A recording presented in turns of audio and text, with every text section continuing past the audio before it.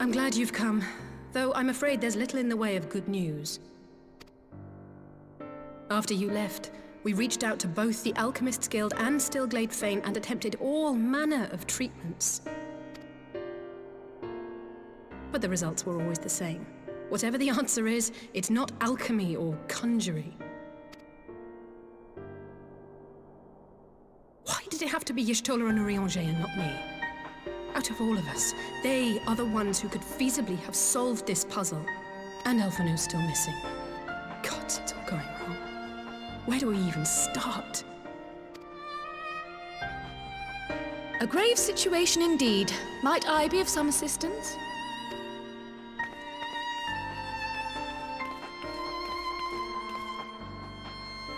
Krile! I did not think you well enough to travel. When word reached me of the plight of our friends, I could not well stay away. As a fellow Scion, not to mention your erstwhile mentor, this is one of those times you should feel free to call on me, regardless of my personal circumstances. Yes, I should have thought of that. Thank you for coming, Krile. We would welcome your insight. And I should be happy to provide it. Now, what's this I hear about Alphino heading into Imperial territory? That boy always did have some funny ideas. Do you remember the speech he gave when he was accepted to the Studium?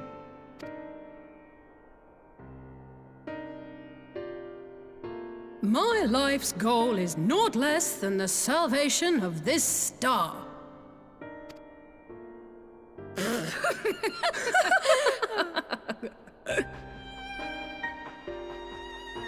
That particular grand pronouncement has been a source of great embarrassment to him, as you know. But the fact of the matter is, he meant every word and has lived his life accordingly. Yes, he remains altruistic to a fault. But I'm worried he was too fixated on his goals to see the dangers, as has happened before. You needn't be so concerned. Though his values remain the same, Alphino is not the blinkered boy he once was. Slowly but surely his eyes have been opened, thanks to a certain someone. A certain someone whom he'd be mortified to learn had heard about his little speech. Mum's the word, eh?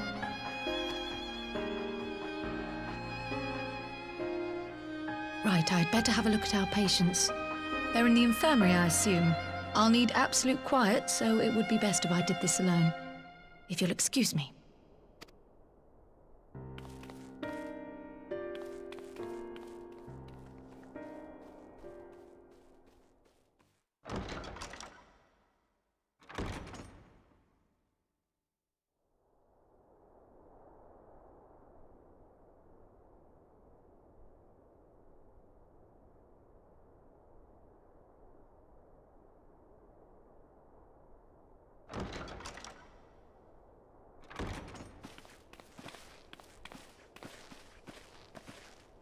All three are in fine physical health. At a glance, I would say they were merely sound asleep. Except for the fact that I couldn't sense the slightest trace of them in their bodies. It's as if their souls have taken leave of their physical forms. Ah, yes. The Elder Seedseer made a similar observation. I've read the report. When you heard this mysterious voice, you described feeling as if you were somewhere else, yes? If we assume the ether which comprises your essence is being drawn to some other place, then it may be possible to follow the trail it leaves behind, just as we did in our search for Thancred. I wasn't around for that, but I can't imagine it was easy. Oh, it wasn't. But that's no reason not to try. I will have need of Master Matoya's crystal eye if I'm even to make the attempt. So I suggest we pay her a visit.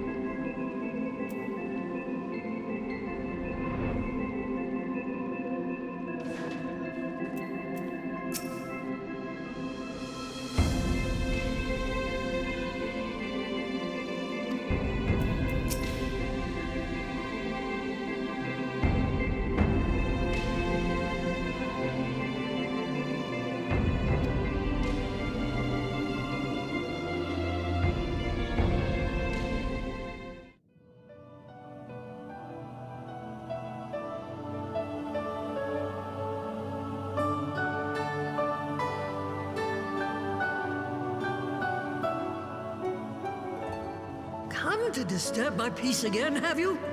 I hide myself away in a cave, and still you people insist on pestering me with your problems.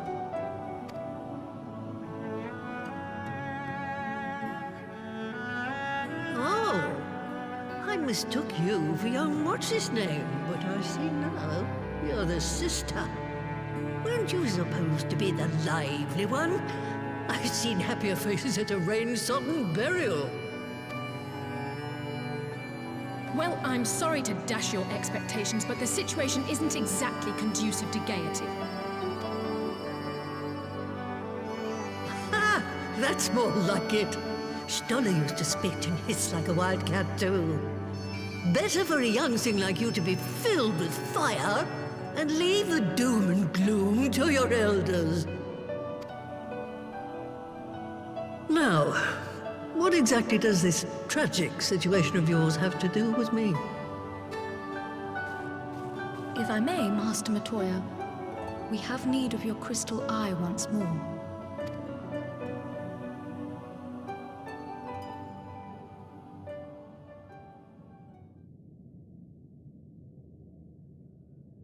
And Stoller is one of the afflicted, is she? Very well. She may be an ungrateful stray, but she's my ungrateful stray, and I'll not see her buried before I am.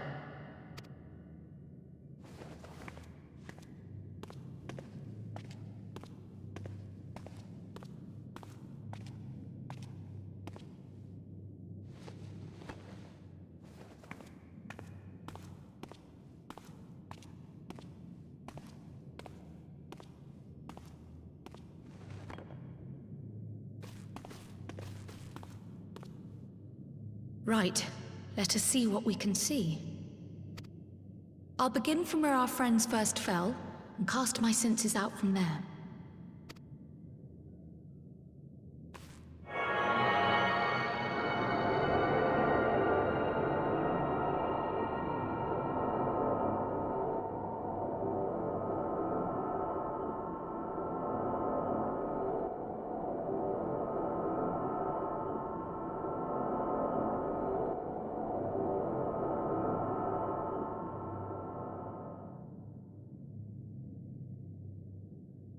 What is it? Did you find them?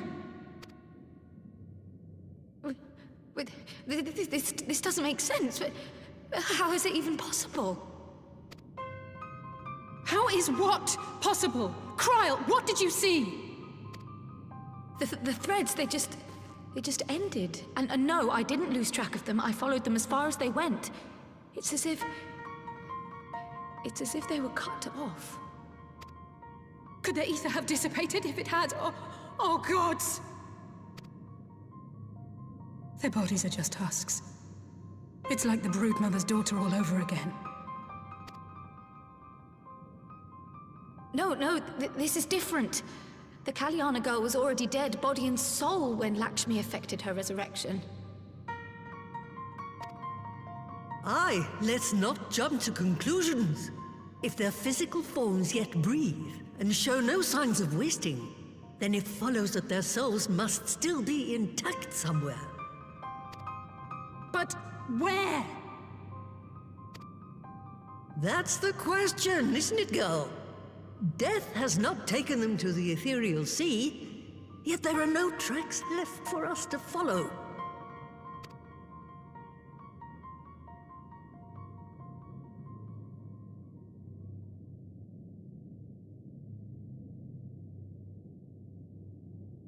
We're no closer to an answer than when we started.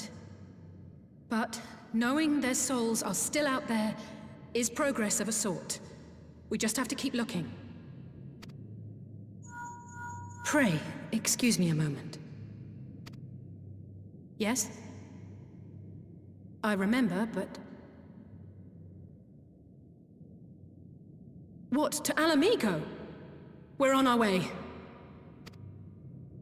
That was Lise. Apparently, a group of Populares have defected to Alamigo, and Maxima, the envoy Alphino left with, is one of them. I'm sorry. I realize we've barely begun here, but... Go, child, go! You've made up your mind, and life's too short for dithering. I'll do some digging in the meantime and see if there isn't some other method we could use to continue the search. Let's be off then.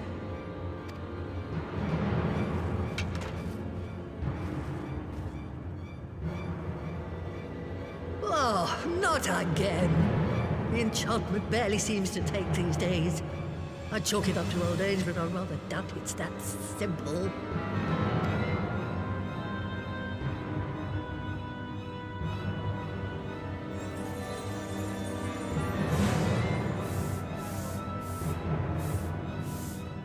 Before they took ill, Y'shtola and Urianger were sharing notes on a thinning of the ether.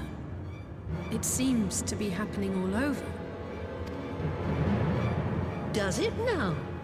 And here I was, all set to blame my woes on that creaking mountain of refuse clogging up the Thaliak. I fear something has gone on. Still, there's naught to be gained from starting in shadows. You can only do what can be done, and that but one thing at a time.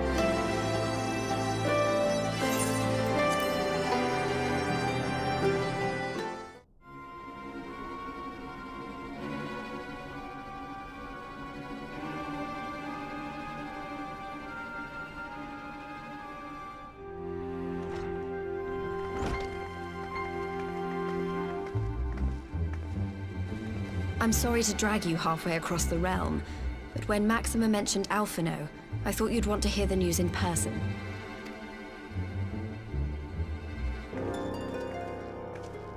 Ah, we meet again. Though I was hoping our reunion would be under more auspicious circumstances. What happened to my brother? Where is Alphino?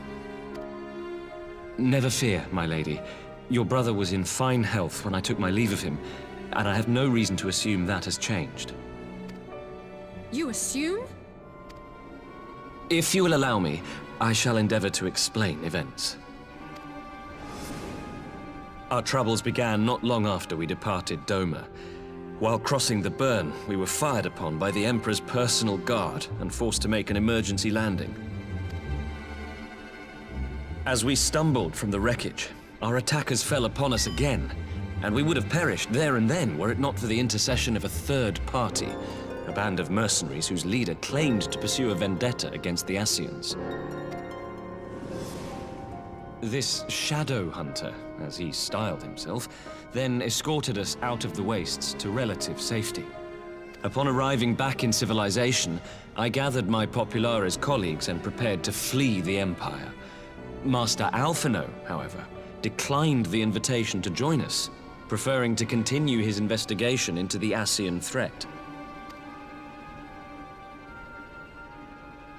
Well, at least he's not lying in a heap in the burn. Tell us more about these Ascian hunters. Who are they?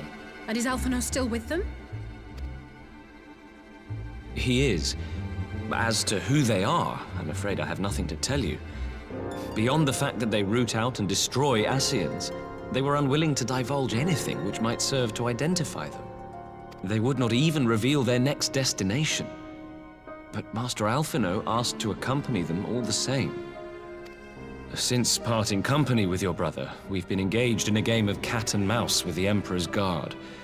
We made our way through province after province, finding the army busy restoring order wherever we went, until we finally arrived here in Alamigo. I cannot thank Commander Aldin enough for giving us such an unexpectedly warm welcome. I'm not inclined to turn away refugees, no matter which land they call home. And if they can tell me how things lie in Garlemald, all the better. On that subject, there is much I would tell you. During the course of our journey, we heard tales that an entire rebel army had been slaughtered in the space of a single night. It would seem my former comrades grew tired of putting down uprisings in the conventional manner, and chose instead to bring a formidable new weapon to bear. Details were sparse, but the rumor alone was enough to dampen the flames of rebellion. I have also heard reports that several companies have withdrawn from their designated provinces and begun marching westward. It is my assessment that the Empire's forces are mobilizing for a large-scale military engagement. Westward? You mean they're getting ready to invade Alamigo? We knew this was coming, but not that it would be so soon. We've barely even begun to shore up our defenses. They won't stop an invading army. No, they won't. Dispatch messengers to the Alliance leadership requesting reinforcements, and send word to our officers in the field to hasten completion of those border fortifications. Prepare to meet the Imperials head on!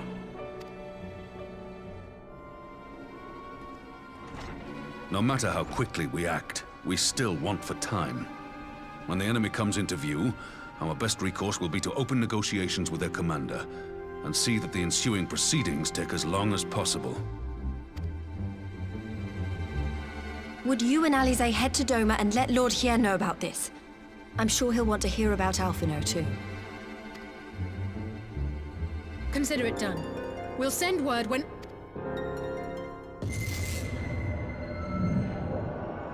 Untold sorrow must be changed.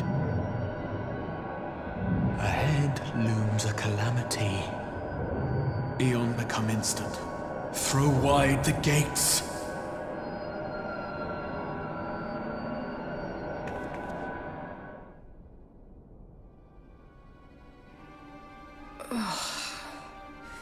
You heard it too. Well, at least we're both still standing. Oh, thank the gods. I thought we'd lost you for a moment there. Why does this keep happening? I wish I knew. Nothing we've tried has brought us any closer to an answer. We'll keep working on it. But first, we need to go and see Lord Hier.